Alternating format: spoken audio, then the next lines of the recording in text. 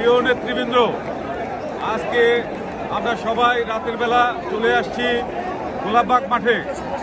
আজ গোলাপবাগ পুরো ঢাকা শহর বিএনপির দখলে। আপনারা চলে আসুন এখানে। আমরা আজকে রাত্রে এখানে অবস্থান নেব।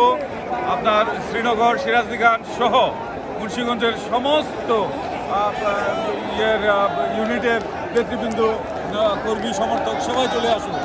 আজকে এই ঢাকা বিএনপি ঢাকা, এই ঢাকা টোটাল এই অপশাসনের বিরুদ্ধে প্রতিবাদের ঢাকা, এই ঢাকা দ্রব্যমূল্য, হত্যা, নির্যাতন, নিপীড়ন, জুলুমের বিরুদ্ধে ঢাকা। আসুন আপনারা সবাই আমাদের মাঝে এখানে এসে অবস্থান নেন এবং এই সরকারের বিরুদ্ধে এই প্রতিবাদে এইটা একটি সার্বজনীন, এটা বিএনপির মহাসমাবেশ নয়, গণসমাবেশ নয়, এটা সার্বজনীন মহাসমাবেশ।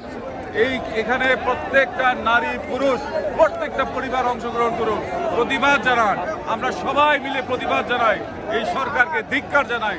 প্রতিবাদ জানাতে আমরা এখানে উপস্থিত হই। ইনশাআল্লাহ আমাদের বিজয় হবেই হবে।